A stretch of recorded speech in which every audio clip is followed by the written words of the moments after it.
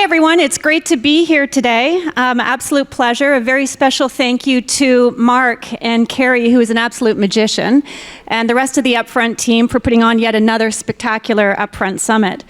My name is Deborah Benton. I'm the founder and managing partner of Willow Growth Partners. We are an emerging growth consumer brands fund, and we have the privilege to be the lead investor in Dessoir with Katy and Scout. I'm joined here today by two incredible women who are not only building an iconic beverage brand of tomorrow, but at the same time creating and defining an entirely new subcategory in the beverage sector. So Ms. Perry, speaking of iconic, about the quintessential icon, tell me a little bit about, just so we can set the stage for some context for folks that may not have tried Dessoir or know the brand. What is Dessoir?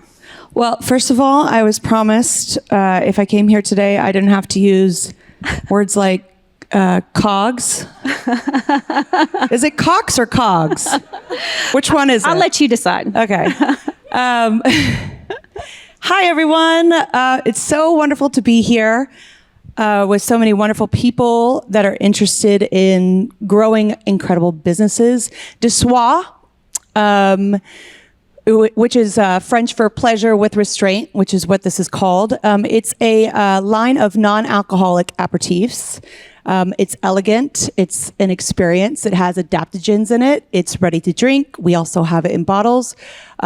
It's a wonderful alternative for people that maybe don't want to drink every night or want to take a month off or maybe a round off. Labelless. I'm kind of one of those people that I'll do a pseudo dry January, but I don't consider myself necessarily completely sober, but I am sober curious. But again, alcohol flexible. Yeah. Alc flex. Yeah, I'm an alc flexer. But I'm also 39 and I have a 3.5-year-old. So it's pretty shameful waking up with a hangover when they're like, "Mommy, are you okay?" So I've just found a little bit more balance in life. And, there's a lot I want to do and see and be in the world. And to maintain that kind of equanimity, I wanted to start something and offer something to the consumers that was an alternative, something supportive. So it's interesting.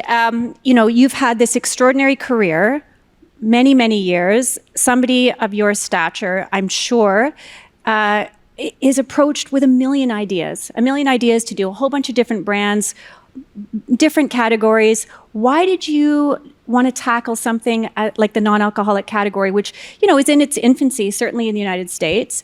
So we knew that there was going to be a little bit of an education. Why this one? Why this category? Yeah, there's still a lot of education, and we try our best to contribute to that.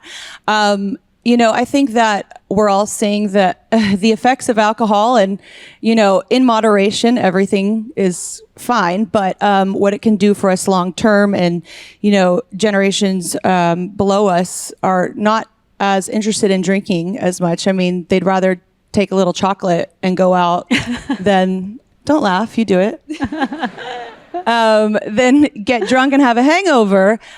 For me, I just always like to be a part of and synonymous with anything that is supporting the human, supportive, better for you, wellness, something that is going to help people feel empowered. I am totally happy being the pop singer that sings empowering songs. I know that that's my role. I know that that's my purpose on the planet. And music is my trunk, but my branches like Dessoir or, my shoe line, Katy Perry collections, they all either have joy or wellness attached to them as kind of, the pillar words.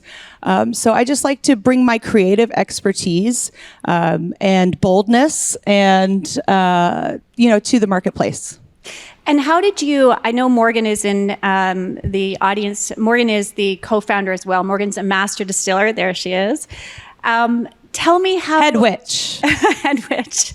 Tell me how you guys, how did you get together? How did you figure this out? You were both at pretty similar stages in your lives, both with young children, both enjoy alcohol occasionally. occasionally. Well, Morgan used to make batches of gin in her bathtub, so I think that's more than enjoy.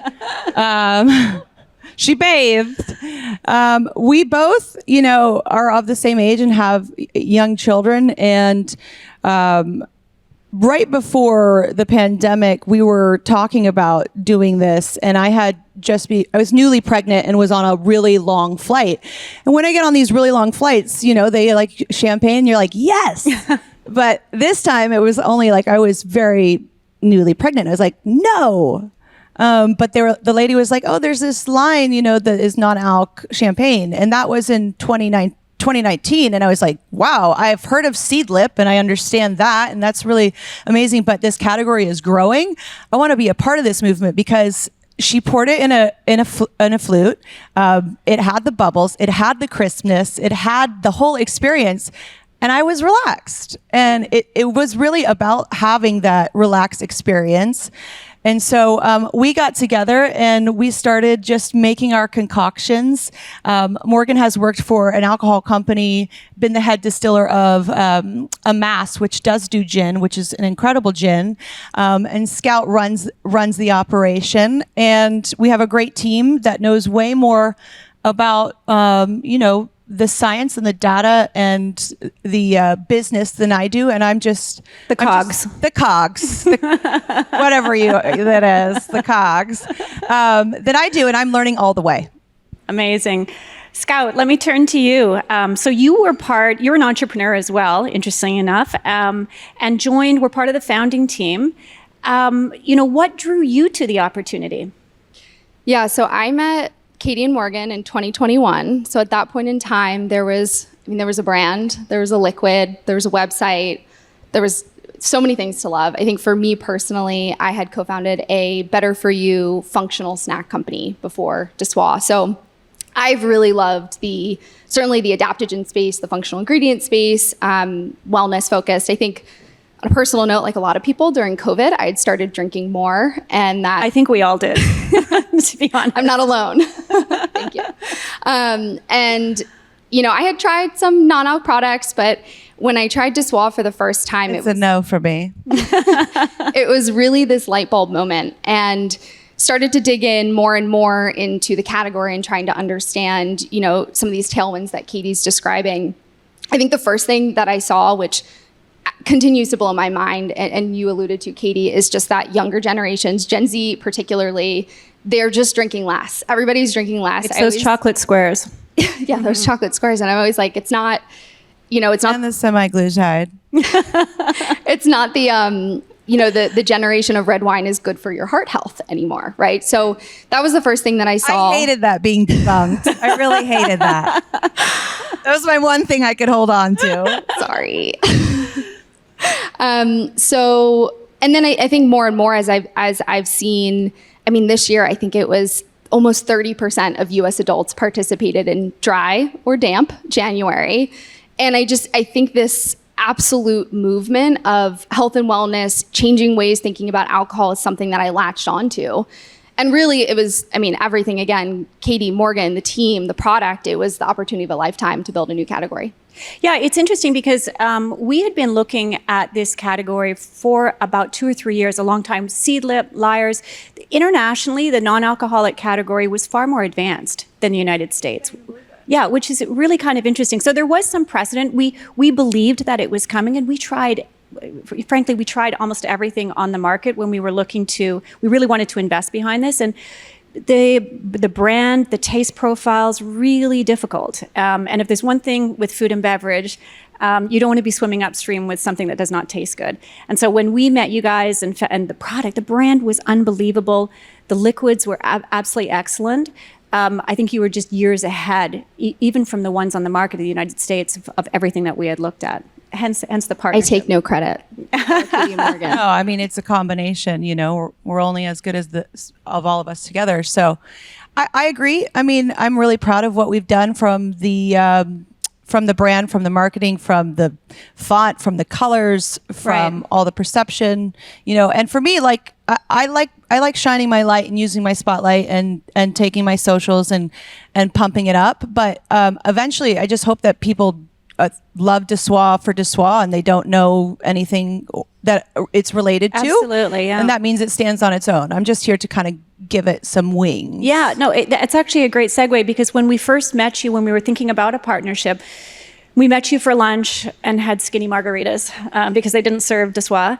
One of the things that we were really excited about was how you were approaching this. This wasn't, you were pretty adamant and pretty outspoken that, no, you're not the face of the brand. You're not, just putting your name on top of something.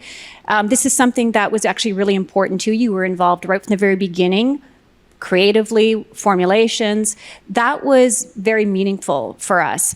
That being said, to launch a new brand and to educate, to get content out there, your platform is second to almost none. How do you think about what is the right balance for you in using your personal likeness or your personal brand in promoting Dessoir or promoting anything that you're doing, because it's a tricky balance. Yeah, I mean, it's just about authenticity because I think that we can all smell when we're being sold to now. And so, I'm as much as, anything that I'm involved with, any company or any branding wants me to post like boom, boom, boom. It's like, hold on, like, let's do this real, because I think the kids get it, and let's see how I use it in my real life. I think that, I've always been an entrepreneur. It's just the brand has been me, and now it's extensions of me creatively. But it's a balance, just like the drink, and also making our partners feel really special. Like, we've grown 200% in retailers, which is amazing. And we have over 50% of our direct-to-consumer sales is subscribers, which is really wild. And Right. I feel like that's because we don't send them an email saying, hey, you left this in your cart. Right. I'm watching you. Right. It's like there's a balance, so especially these days when everybody is vying for everyone's attention when we shop with all of our products, and there's so much choice. Yeah. Well, that's what I was going to say too with Katy that I think is so amazing is there's always there's the outward facing, right? Like you said, what you can pump, but there's so much behind the scenes beyond the creative. It's like when you got on the phone with the Target buyer and your cool sunglasses and you're looking at them and they totally surprise them and wow them. I think you made that Target buyer's day, I'm sure. And their daughters. Like it was unforgettable. And I think that those are the places where I think you really understand like the jet fuel piece of it, right? Of like, what does it take to accelerate this? It's not just on the stage in front of the scenes, it's also what's happening behind. Yeah. I would say, Katy, I mean, one of the things, anybody that's seen you perform, any of your performances, iconic Super Bowl, Left Shark Lives, I mean, incredible. And your recent residency in Vegas play, I had the privilege to see it. I was blown away. I mean, blown away by how creative it was and how connected you were to the audience. It's really, really extraordinary. Definitely one of your superpowers. How do you leverage those talents, those superpowers in working towards Dessoir and building a brand? The more in tune I am with myself, the better I know my superpower. The more balanced I am, the better I know my superpower. The more stillness I can find within myself, the better I can hear the next creative idea. Mm-hmm. So I use a lot of tools in the mental health space. Dessoir isn't curing cancer. It's a non-alc aperitif with adaptogens. That's like the basic, but it is an alternative that is going to help you feel better. And your body is a temple, right? And your mind is related to that. And so I think just being a part of something that is supportive and empowering and in that wellness space makes me feel really good. But it's super easy to talk about it because it's what I stand for. It's not like, hey, here's a check, please talk about our product, which I have done and will do.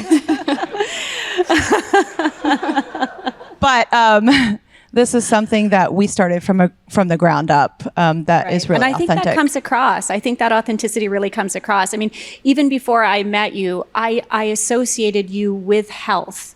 I think you're involved in Bragg as well. You know, there was always this health component, this healthy living component. Yeah, my mother packed our lunches with wheat bread, sprouts, turkey, no mayonnaise, water, and a banana. And I hated it because I had nothing to trade. But my gut health is amazing now. Yeah, you can thank her. I do. Let me turn a little bit to this notion of celebrity or talent-led brands. There's no shortage of them. Many are in the market. Some are great, some are not. How do you approach that? There's different ways that talent can work with brands. You chose to go right from the ground floor as a founder. But how do you, what works? What feels right for you? What doesn't work? What feels inauthentic with other brands that you see? Yeah, I think we all can admit that it's fatiguing. And sometimes it's just like, it doesn't align. And sometimes you're like, ooh, this doesn't give me a good feeling. And so I never really want to be a part of that feeling.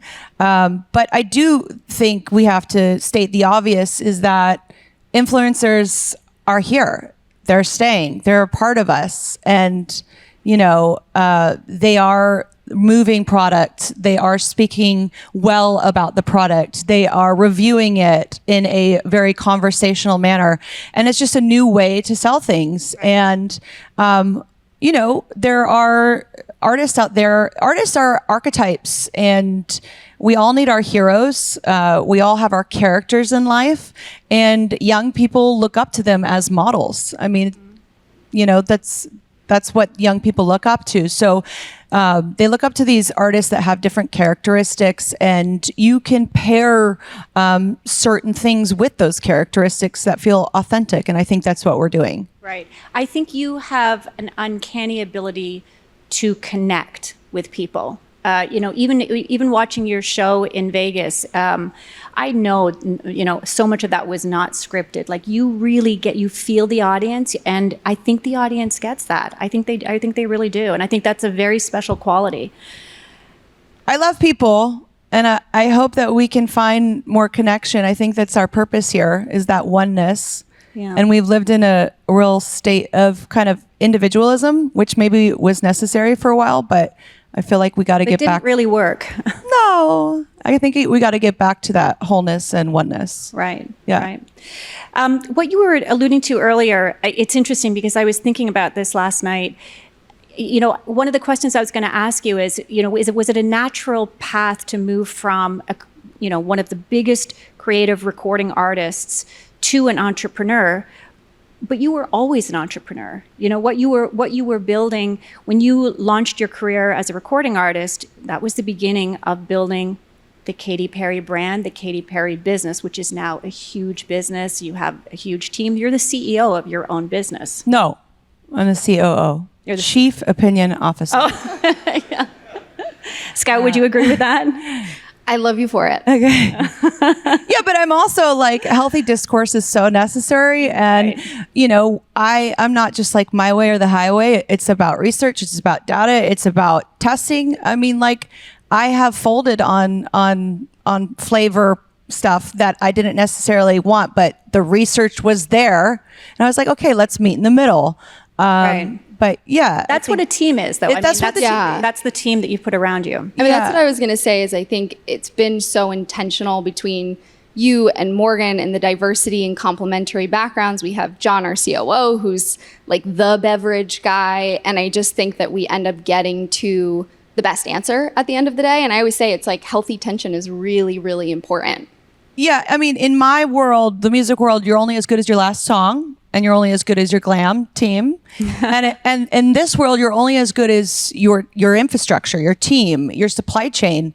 Like, I have been involved with other products that I'm like, whoa, this is the best thing. This is innovative. Like, this is going to change the world. But if the CEO and the CFO have no clue what they're doing, it's not going anywhere. Right. So you just got to build your team, and they have to be strong. Yeah, I think you guys have done actually an incredible job at Dessois. You know, when I think about the 4 people that you just discussed, you know, nobody's a wallflower by any stretch. Lots of opinions, and I've been kind of. Do we have an HR yet? It's me. Why are you asking? We might need one. Yeah, no, I've been privy to some of those, you know, longer debates around flavor. It mostly comes around flavor, but I think people, you know, your whole team takes it very personally. You're all very close to it. It means a lot. It drives, I think, the best decision making. And you're right. It's opinion, it's individual contribution, and then it does come down to data. I mean, it really does. Yes, and people don't know what they they don't know and they haven't tried. So like in our AI world, it's like what came first, the AI or like the actual creation? It's the creation that came first. So like just remember there's always going to be a healthy balance of that. Yeah, which actually I think you guys did a really good job of, because, you know, the flavors that you launched with, very individual flavors, you know, not all of them totally mainstream. A lot of them had their, you know, very particular nuance, and you had people that loved them, and then others were like polarizing, like me. Yes. I don't think you're very polarizing. Some of it was polarizing, but it is an aperitif, and it does have adaptogens in it. So it is a little bit elevated and sophisticated. It's meant to be experiential, just like when, you know, your teen tries a wine for the first time, like, what the hell are you doing? Or coffee, you know, that is so strong. Like the coffee these days, the kids, like, it's dirt. Yeah. It's real dirt and they love it. Or the bubble in the carbonated water, it burns your taste buds off. Like, I don't know what it is. People want this kind of this mouth experience. But to be clear, Dessois is delicious. Yeah, Dessois is not that. Says the CEO. Yes, Katy. Pulling it back. Please don't take that out of context. Dessois does have a really nice tight bubble, which I love and appreciate. And it does have a little lasting flavor on your tongue. But we have 4 flavors currently, and we have another one coming out soon. And you kind of can pick your favorite, try them all. But it's not a soda, but you know, I think when kombucha came out, there was a lot of conversation about it, and now we're like, yeah, kombucha, great. Right. Yeah, you know? But this is all part of creating a category. That's right. This goes back to it's education. It's education. Yeah. So it doesn't happen overnight, but I think it comes with, I mean, how much you've grown. Actually, that's a good point, Scout. Maybe you can talk about, you've had an incredible 2 years. This brand, by the way, launched 2 years ago, 24 months ago. Why don't you talk a little bit about what you've achieved, your success, your challenges, and what you've learned? Yeah, that's a lot. Loaded question. So first year in business, we really built our online customer base. As Katy mentioned, we have a massive subscription base, which has blown me away because it's so unusual. And it just, I think, has been a proof point that there's stickiness and there's a rituality, right? Again, I go back to my COVID glass of wine or two, and you want to replace that. You want something in that place that feels very sensual. It was probably within the first 2 months of launching, but we started to see all of this inbound wholesale interest. So we hired our head of sales, Ryan, who Katy knows and loves very much. They have a great, sometimes they hate each other, but most of the time they love each other. I don't hate. And, you know, I would say what we're really excited about is just continuing to expand and make the product more available. I think what's so important, to come back to this idea of product education, is finding places where you don't live and die alone on a shelf. And so, you know, I mentioned the Target buyer. That's one of the accounts that we recently launched. We went from 400 doors in our first year to now 3,000. We'll be in 10,000 by the end of this year. Yeah, but that's incredible. It's really, it's really. Don't we get an end cap? I know, end cap. Yes. Don't we get an end cap soon? Yes, exactly. With our new flavor, nonetheless. So, I think the whole traction with the brand and, you know, again, the power behind the category has been really very exciting to see. So, and it's here to stay, by the way. Yeah, it's absolutely. Yes. The data shows that it's here to stay. It's you know, there's going to be some fall out, which is necessary for the real stuff to rise to the top. Mm-hmm. Yeah, I think that, again, coming back to a new category, you have a lot of new entrants. You know, at the same time, the consumers kind of figuring out what they like. I'm not exactly objective. I think Dessois is the leader in the category, you know, across all of the variables. But there'll certainly be a little bit of consolidation. Some will go away. But I think the consumer, because the tailwind behind this is health. It really is. It's finding an elevated alternative to alcohol. And, you guys have never said, oh, stop drinking, stop drinking. It's, no, drink if you want to, but here's an elevated alternative should you not want to. Here's this opportunity. So how do you Scott, what are you thinking about the next couple of years? What are you thinking about the future of Dessoir? Yeah, I'd say Katy mentioned more flavors, more shelves. I think really for us being the number one leading non-alc ready-to-drink option. Thank you. Again? We want to be the number one. We want to cement ourselves as the number one. Everybody heard that. That's great. Option. Katy, what about you? What's your vision for Dessoir? And then more personally or professionally, you've just announced that this is your last season on Idol, breaking hearts all across the United States, I'm sure. Can you give us a sneak peek into what we might see from you? Hopefully I'll be mending those hearts with music. Just, going back to my roots and bringing all of my branches along the way, which is really exciting, and having that balance, as I go out into the world again as the pop star.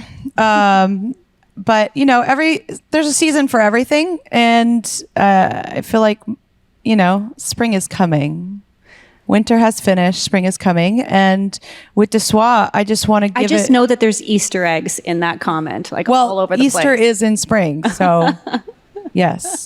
But I just want Dessoir to have as much support and education as possible and opportunity, and I hope that this, I think the education is here to stay on wellness and how to treat ourselves better. And, you are what you eat and drink. And so I don't think it's a fad. I think we're entering into that new phase of being. And I'm happy that we're ahead of it. One last question. I get asked this and I kind of find it annoying, but I really want to turn it on you because I'm genuinely curious. We all have incredibly busy lives. We're all doing a whole bunch of things. You're on Idol. You had a huge residency. You're a recording artist. You do, you're for appearances. You're doing a whole bunch of things. And you're a mom. You have a family. How do you manage? I try and be a partner. And you try to be a partner. How do I manage? How do you manage? My tools, the older you get, the better you get at living, thank God. If you can try and stick around, the wisdom comes with the age. And now we have things to battle the other things. But I think that it's just about the balance. And, Dessoir is it's an experience for the whole family. Like my daughter, Daisy, calls it soir, and she wants it. What's her favorite flavor? Tres Rosé, of course, which is our newest flavor and definitely our most approachable flavor. And it kind of has that rosé feeling and taste, and so she loves it. Actually, I'd love to serve some if that's okay. Oh, I would. Would you? Aren't we going to lunch? Would you guys like to have some served? Yeah. Okay, yeah. So, Katy, why don't you, I'm sure we've got some people in the front that would love to try some. This is Tres Rosé, which I love. This is my favorite. This is also my daughter's favorite. So if you don't like it, you can keep it to yourself because my daughter has taste. Here, drink from the bottle like we usually do, right? Go, do it. It's cold. No, it's yours now. We're not. No one else is drinking from that afterwards. It's yours. Stephanie, it's yours. Awesome. Thank you guys so much. Enjoy. Here we go. Santé. Thanks, guys. Thank you, everyone. Thank you, everyone. Love Katy and Scout. Thank you so much.